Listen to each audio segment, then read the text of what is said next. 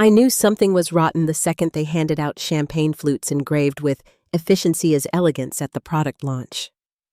We were at a lavish resort in Napa Valley, California, where Silicon Valley glamour met vineyard serenity. Victor, our CEO, with his bleached teeth and linked influencer voice, strutted around in his bespoke suit like he'd just solved climate change with a TED Talk. They flew us all out here, every director, VP, token culture ambassador, under the illusion of a transformational leadership summit. What they really meant was bloodletting. I, Chloe Hayes, VP of Strategic Development for the last 11 years, the woman who turned a fledgling analytics department into a $60 million profit engine, got to watch the guillotine drop with a lavender-scented neck pillow still warm from the flight. It happened halfway through the opening vision keynote. There were fog machines, there was inspiring background music, there was even a drone shot. Victor strolled on stage wearing a designer quarter zip and a billion-dollar smirk, clapped his hands like a life coach, and announced the company was entering a bold new era of efficiency. Then he said my name.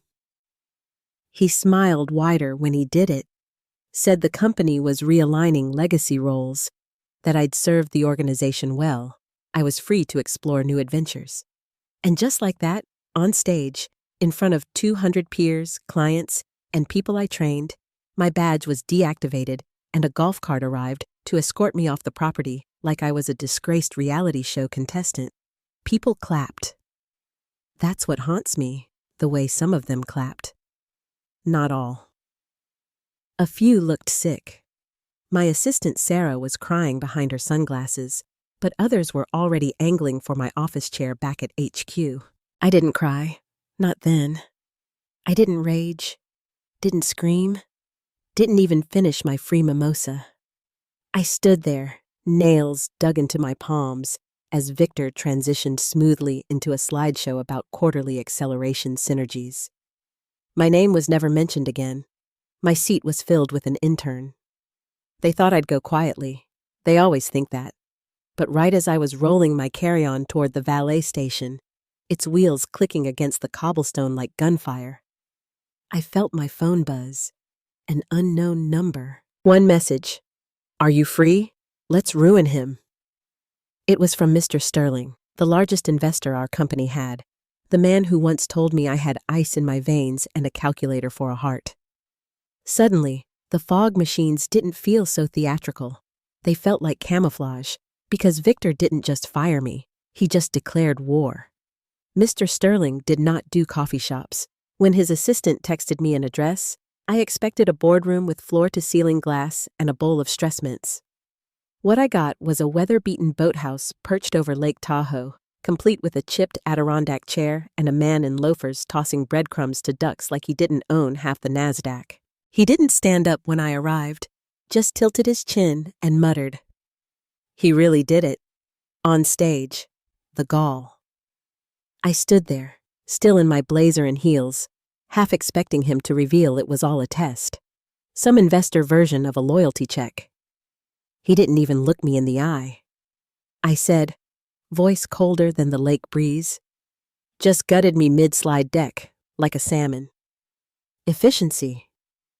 Mr. Sterling snorted.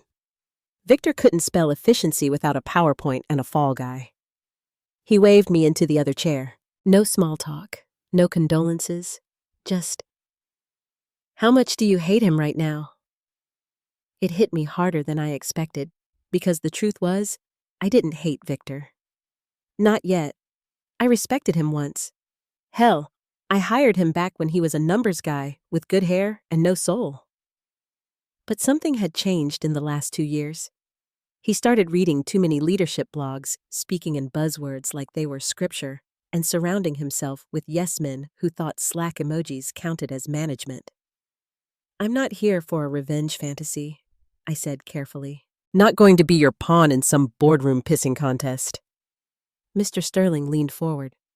"Good, because I'm not offering fantasy. I'm offering justice." He's been misreporting to shareholders, inflating valuations with ghost projections. I've had my analysts watching him for months. That shut me up. He reached into his coat and pulled out a thin black tablet, swiped, tilted the screen toward me. Charts. Memos. A few emails I recognized. My own, scrubbed from the internal system after they forced me out. "He cut you because you were the last adult in the room," Mr. Sterling said, voice low. "You saw what was real, and that makes you dangerous to a man whose empire is built on pretend." I scanned the files. Trend lines that dipped behind the scenes while his public graph soared. A discrepancy in user growth.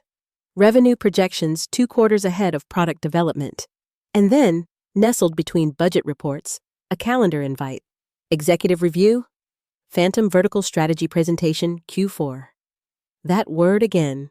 Phantom. "You already knew?" I muttered.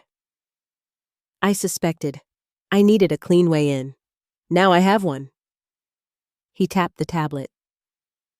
"You. He fired you in public. That gives us air cover. The press will eat it up if you flip. But we do this smart, quiet, controlled. You're the analyst. I'm the hammer." I should have said no. Should have walked away with my little severance packet and a therapist on speed dial.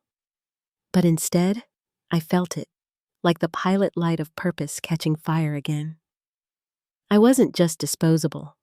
I wasn't just the woman shuffled off stage to make room for digital native sycophants. I was still dangerous, and Mr. Sterling knew it. "What do you want from me?" I asked, my voice steady but cautious. "Your memory, your insight, your receipts," he said, "and your discretion. Building a case not just for the board, for the SEC, for the world if we have to." I folded my arms, studying him. "And what do I get?" He smiled, teeth sharp beneath that relaxed exterior. "Your name back, your record cleared, and maybe a shot at burning his castle to the goddamn ground." The wind picked up. A seagull screamed like it was in on the plan. I didn't shake his hand. I just nodded. That's when the alliance began. Right there. A lakeside chair that smelled faintly of mildew and gasoline, with a bitter woman, a rich bastard, and a shared target with too much hubris and not enough backup. "Efficiency," he said. "Let's see how efficient he is under fire." The flight home felt like an exorcism in a middle seat. No champagne, no drone cameras, just recycled air, stale peanuts, and an inescapable slideshow of Victor's smug face playing on loop behind my eyelids. When I opened my front door, silence hit like a crowbar. No welcome back texts, no missed calls, just a company-issued laptop that bricked itself the second I connected to Wi-Fi, and an inbox that now read, "This account has been deactivated, like I died in Napa, and this was my afterlife." The severance email, forwarded to my personal address from HR's soulless generic account, was a piece of legal origami. 6 months' pay, but only if I signed the attached NDA and non-disparagement agreement within 72 hours. There were paragraphs about arbitration, proprietary knowledge, and a paragraph so vague it may as well have just said, "Keep your mouth shut, bitch." I didn't sign. Instead, I sat on my couch with a whiskey the color of burnt sugar and tried to call 3 people I'd mentored for years. Voicemail. Voicemail. LinkedIn block. By midnight, I scrolled through every message thread that now ended in gray silence. My name was radioactive. I was the woman who got dragged off stage and erased like a typo. And then, at 12:47 a.m., a signal came through the static. Sarah, my assistant, still at the company. God bless her passive-aggressive tenacity. Her message was simple. "I know you're not done. I'm still in. Signal. Delete this." I laughed, actually laughed. It turned into a dry sob somewhere in my throat. Sarah, with her color-coded Trello boards and her secret stash of Merlot in her desk drawer, had more backbone than half the C-suite. That morning, we met for coffee in a strip mall 2 towns over. She wore sunglasses and sat facing the door like she was expecting a corporate SWAT team. "They've already started memory holing you," she said, sipping chamomile like it was moonshine. "Your name's off internal wikis. Projects are being reassigned to that Harvard intern, and someone accidentally deleted your archived reports folder." I stared at her. "They're rewriting history. They always do," she said. "But I backed up your milestone reviews last quarter." Something felt off. She slid a flash drive under the table like it was a bag of Coke. I took it without ceremony. That night, I plugged it into my backup laptop, an old Dell that wheezed like a smoker in winter, and started digging. The deeper I went, the more the numbers stopped making sense. Revenue milestone was hit, but the data showed it was inflated by bundling two unrelated products. Milestone B, a partnership that never actually signed. Just verbal intent dressed up for the shareholders. Q3 projections were adjusted after the board meeting to fit Victor's narrative. And it wasn't a one-off. It was patterned. 6 quarters of doctored KPIs, user metrics, and estimated growth columns that someone with my initials had supposedly approved. I didn't remember signing off on half of it because I hadn't. Victor had used my credibility like camouflage, slapped my name on reports after I'd gone home for the night, rolled my reputation around and falsified progress like a pig in perfume. I stared at the screen while rage crawled up my throat. Rage didn't even cover it. This wasn't just sabotage. This was identity theft in Excel form. At 3:26 a.m., I called Mr. Sterling. He answered after one ring. "I'm in," I said, "and he's dumber than I thought." "Good," he replied. "Then it's time to start collecting kindling." I looked at Sarah's flash drive, still glowing in the port. Burn it down. Hell, I was ready to salt the earth. It started with a spreadsheet titled Departures 2023, a digital graveyard I'd quietly compiled over the years. Every exit I didn't believe. Every sudden resignation that reeked of pressure behind a door with frosted glass. Some names were old colleagues. Some were kids fresh out of grad school who'd asked the wrong question in the wrong meeting. One had been my friend. Most were whispers that had gone silent too soon. I started calling them. Not texting, not emailing. I called old school, like back when this company still cared about ethics and exit interviews weren't just legal chloroform. First up, Eleanor Vance, former product lead, let go after failing to adapt to the agile vision. She laughed so hard when I called, she choked on her wine. "Let me guess," she said. "Victor finally pushed you out because your PowerPoints had too many facts." Then came David Chen, analytics team, vanished after a mysterious internal audit. "They made me fudge the forecast," David said when I hesitated. HR suddenly found inconsistencies in my code access. Next thing I knew, I was walked out without my houseplants. One by one, they talked. Once I broke the dam, they poured out. Same patterns, same vocabulary, same glitzy death by feedback phrases like misalignment with evolving culture and value redundancy. They'd all been erased quietly, but not without memory. The final piece came from a name I barely remembered. Ben Carter. He was a junior analyst for 6 months, fresh out of Stanford. Sat 2 cubicles away from Sarah. He DM'd me after David posted a vague tweet thanking me for reaching out after all these years. Ben said, "I kept a backup of the Q4 pitch deck they gave to shareholders last year. Something felt off back then." He wasn't kidding. A slide was titled Q4 Growth Pipeline, Emerging Revenue Streams. 3 product lines were listed. 2 were real. The third, Quantum Leap, a name I'd never seen on a dev ticket. No engineers assigned, no roadmap, no customer success onboarding. It didn't exist. A ghost product. A phantom line. Victor had used it to juice the projection curve, probably claimed it was in stealth mode. Investors ate it up because the graph was steep and pretty, and he wore his Pagani vest like a messiah. Ben had the original deck with Quantum Leap, and the doctored one presented to the board. The metadata didn't lie. Neither did the timestamp. Sarah confirmed it quietly a day later. "We've never shipped a single thing labeled Quantum Leap," she said. I checked the vendor logs. "It's vapor. Can you print the logs?" I asked. She hesitated. "Not from my floor. I'd have to use the main print room. It logs every job. Is it worth the risk?" She didn't answer. That night, I got a panicked call. "They stopped me before it finished printing," she whispered, breathless. "I told them it was a duplicate of HR's tax forms, but someone's watching. They've started locking down access to shared folders." I felt it then, that heat behind the eyes. Not panic, not even fear. Focus. They knew. They didn't know how much we had or who else was involved, but Victor had clearly smelled smoke, and now he was reaching for the extinguisher. I texted Mr. Sterling. "He's covering tracks. We need to move soon." He replied, "Let him dig. The deeper the better. Just keep collecting." Sarah was rattled but stayed in. Eleanor shared old budget drafts. David forwarded his exit interview notes. Ben uploaded metadata snapshots into an encrypted Dropbox. We weren't some grand resistance. We didn't meet in basements or wear matching hoodies.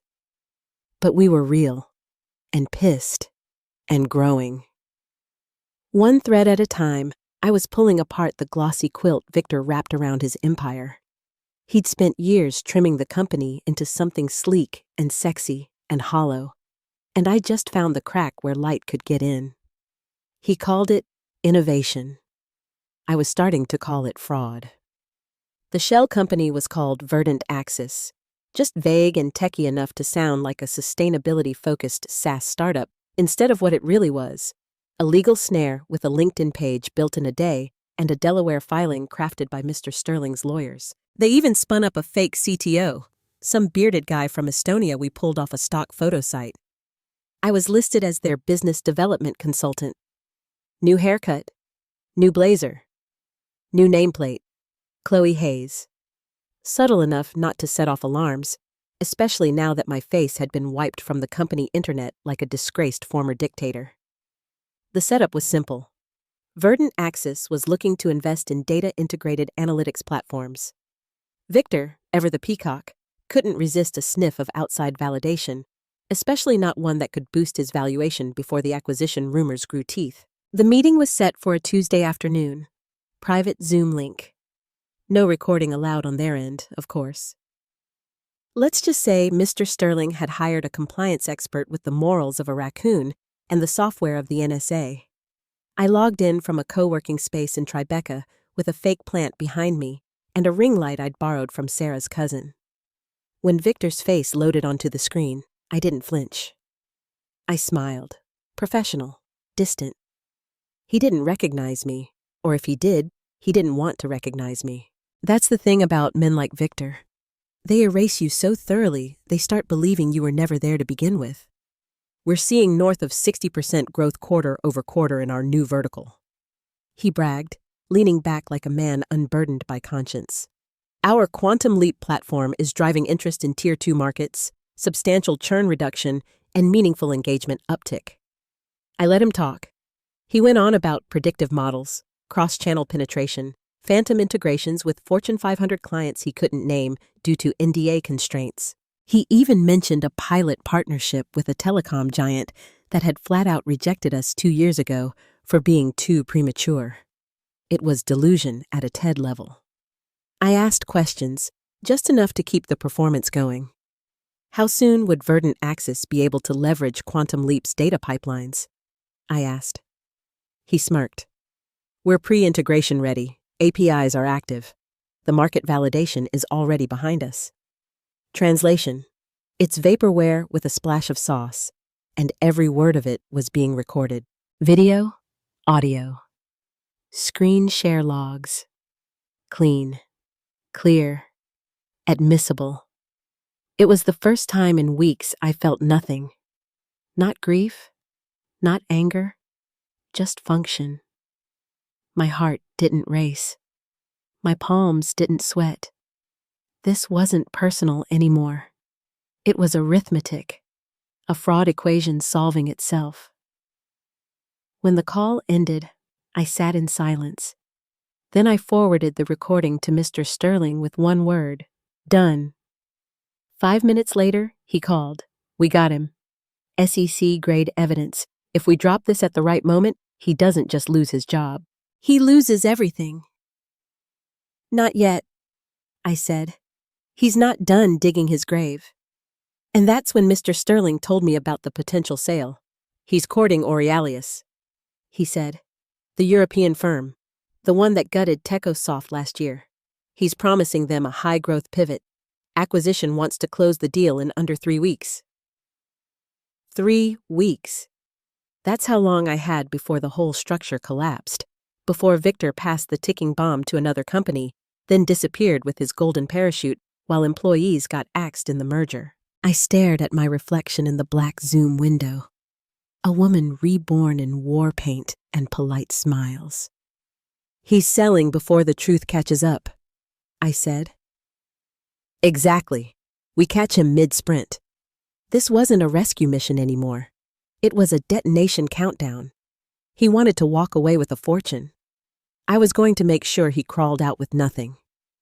The board got the news over wine and lamb chops at a private room in Manhattan's Gramercy Club, just the way Victor liked it. Big reveals with medium-rare distractions. He called it a strategic courtship, not a sale. A chance to scale vision across continents, even toasted to legacy. The room applauded. The older members smiled through vintage Bordeaux, clinking glasses while Victor painted a picture of global expansion, partnerships, IPO rumors. Not a single word about Quantum Leap. Not a breath about falsified Q4 metrics or doctored churn projections. Just a perfectly waxed pitch and the soft jazz of shareholder complacency playing behind it. But one of them saw the static beneath the gloss. Ms. Harding, board member since the early days, the kind of woman who wore gray like armor and knew how to kill a deal with a sentence, called me the next day. I hadn't heard her voice in 2 years. We met in a park, neutral territory. She wore no makeup and smelled faintly of judgment. You're behind the leaks, she said without ceremony. The journalist. The whispers. That nonsense on Blind. It's you. I didn't answer. You were the best strategist we had, Chloe. Sharp, ethical. Until you weren't. She looked at me like I was a kid who'd vandalized her own science fair project. Is this really about integrity, or is it that you couldn't stand being outmaneuvered by someone younger? That one cut deeper than it should have. I'd rehearsed for skepticism. I wasn't ready for disappointment. What if both are true? I said. What if I am furious and he's also lying to your face? Ms. Harding's silence said more than her words ever could. She turned to leave, but paused. If this burns, it takes the whole company with it. Hundreds of jobs. Legacies. Are you willing to wear that? I didn't respond. I just sat there, letting her walk away with her gray coat and her subtle threat. That night, I stared at the files on my laptop like they were loaded weapons. Reports, audio, Slack logs, time-stamped backups from Sarah, even screenshots of code commits tied to features that never existed. Was I really trying to save the company, or just avenge my pride? The doubt coiled up in my throat like smoke. I called Sarah. She answered on the first ring, voice low and brittle. They've started shredding paper on the 4th floor, she said, and it just flagged my badge for audit. I stayed silent. After a beat, she said, You okay? No, I said. Ms. Harding found me, accused me of revenge. She's not wrong. Sarah sighed. You didn't start this. You're just finishing it. I closed my eyes. You were the one person who actually built this place, she added, and he's about to sell it to vultures who will strip it for parts. She was right. I wasn't here to save the company anymore. That ship had a hole in the hull the size of Victor's ego, but I could stop him from selling the wreckage as a cruise-and-mash ship. I typed the final line into a burner email and attached the package. 2 investigations at sec.gov. Subject: Material misrepresentation of financials. Internal evidence enclosed. I hovered over send, then I clicked. If the building was going to burn, fine, but Victor would be the one locked inside. The email to the SEC was just the first match. The real fire started with the journalist, Olivia Vance, senior investigations editor at the Atlantic Ledger, known for 2 things: a Rolodex of pissed-off insiders and a talent for turning whispers into headlines that made CEOs ditch their Patagonia joggers. I sent the package through a secure Proton drop. Burner account, anonymized metadata, redacted names, and one very real trail of cooked books and vaporware slides. It took her 24 hours. By dawn the next morning, the headline hit like a pipe bomb. Ghost metrics and phantom products. Inside the empire of lies at Synergy Nexus. Within minutes, the article was everywhere. LinkedIn, Slack channels, Reddit subs with names like R-Has-Sees, Tex Leases, and Arwash Wall Street Rot. It was like watching a body on fire stumble through a fireworks factory. The story had it all. Misrepresented revenue growth. Doctored shareholder decks. Quantum leap product with 0 engineering commits and $30 million in projected sales, complete with fake customer logos ripped from Google Images. She even mentioned insider sources claiming internal audits were suppressed. The company's Slack imploded. Screenshots leaked. Threads vanished mid-scroll. Calendar invites got mysteriously canceled. Someone took a photo of Victor's face during the morning stand-up. Dead eyes, clenched jaw, collar askew, like a televangelist caught with a minibar hooker. I watched it all from my living room in a pair of sweatpants, with grim satisfaction and a thermos of coffee that tasted like vindication. Then came the retaliation. By noon, a story appeared on a lesser-known business blog known for laundering narratives on behalf of PR firms. The headline: Disgraced former exec at center of leak was under internal investigation for embezzlement. My name, my face, blurry photo from a 2018 company picnic. Claims I diverted funds from a wellness budget to pay for private consulting and luxury travel. Quotes from an unnamed insider calling me manipulative and vindictive. It was all, of course, false. The only thing I ever misused was a company Amex to buy Sarah a standing desk when her sciatica flared. But it didn't matter. By dinner time, my name was trending in the wrong circles. Swarms of LinkedIn lurkers reappeared to just ask questions. My inbox filled with clickbait interview requests. A reporter from some startup bro podcast asked if I had any regrets about weaponizing feminism. I wanted to scream, to post the truth, to shove every line of data down the internet's throat. But my lawyer, a retired DOJ prosecutor, mostly wine now, occasionally law, gave me one piece of advice. Don't feed the fire. Let them burn themselves out. I stayed quiet. Sarah called that night. Her voice was shaking.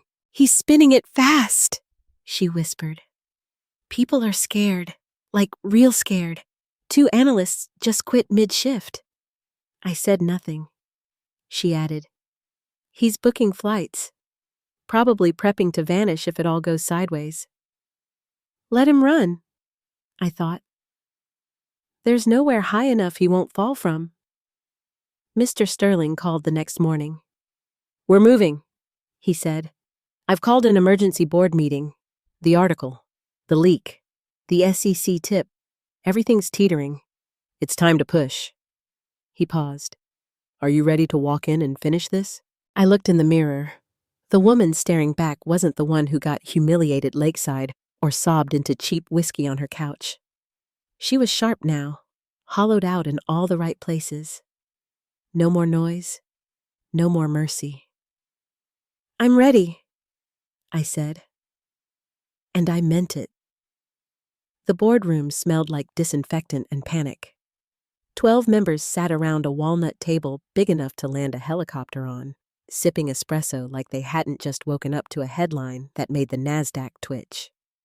Victor stood at the head of the table in a charcoal suit, And that same artificial tan he probably thought made him look healthy instead of embalmed.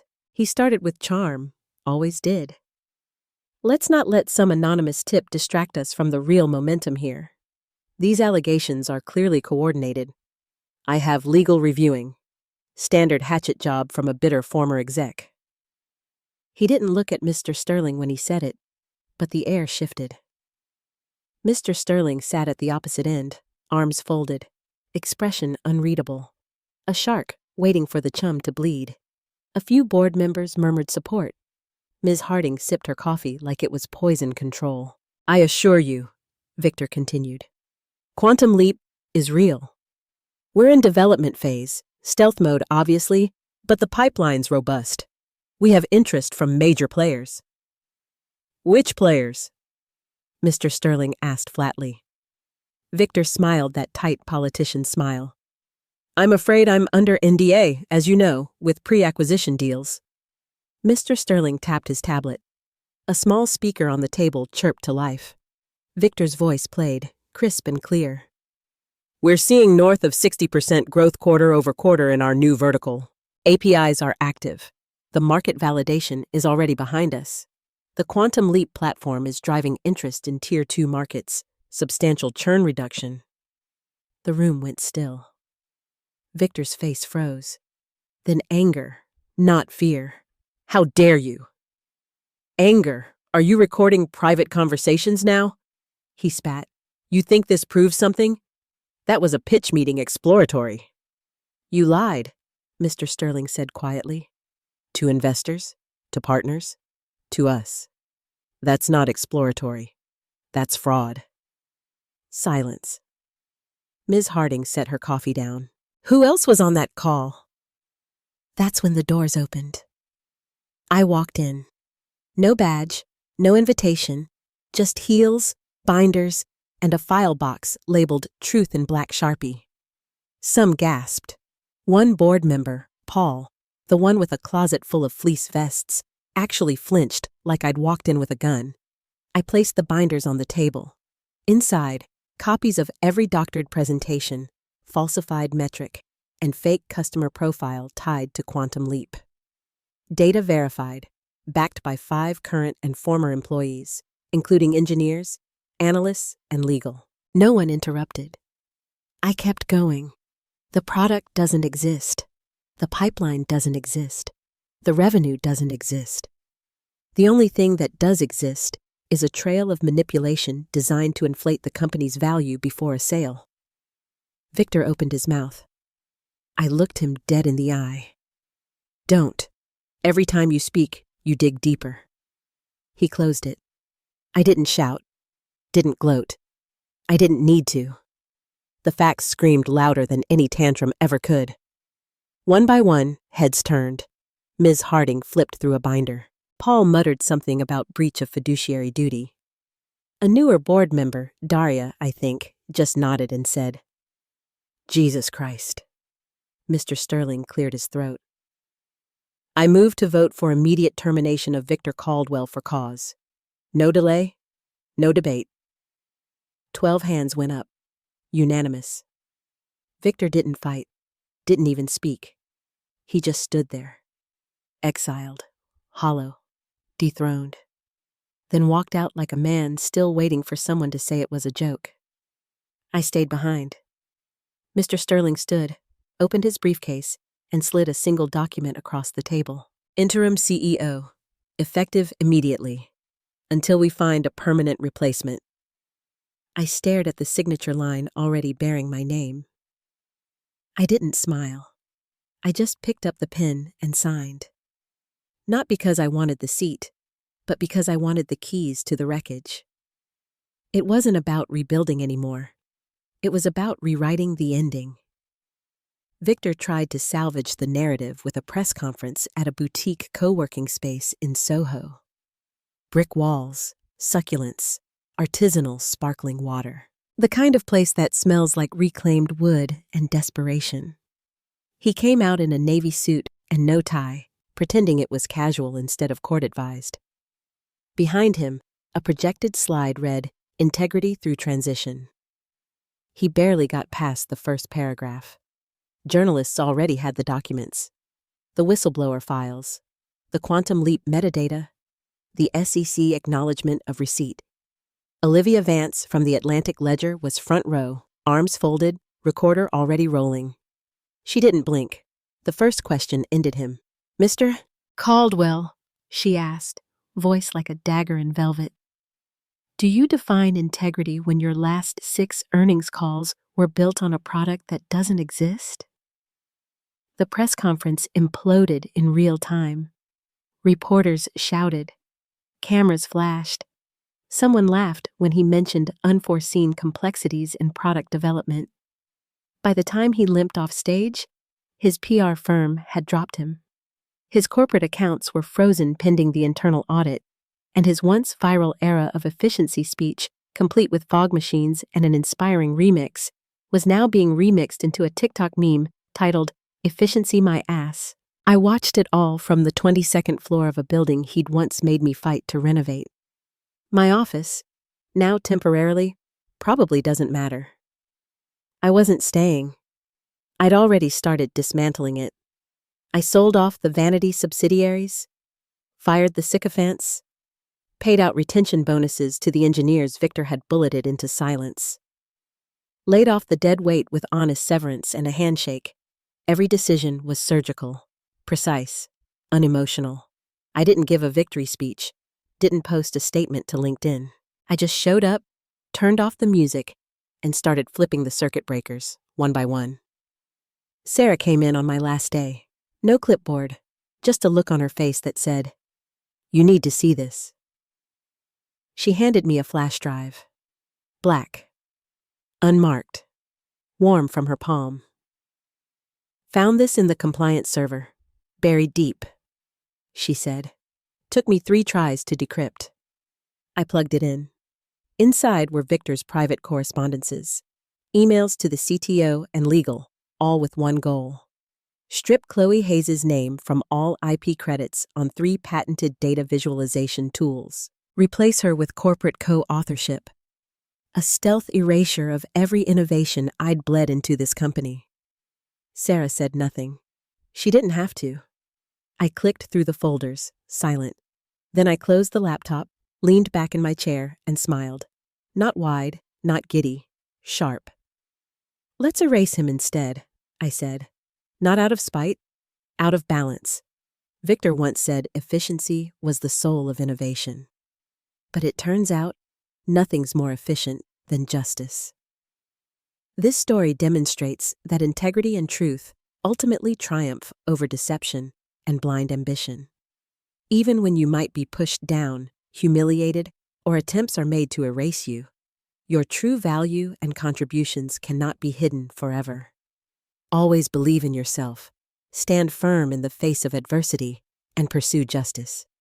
The power of an individual can transform an entire system, and sometimes the best way to rebuild is to dismantle what has become corrupt.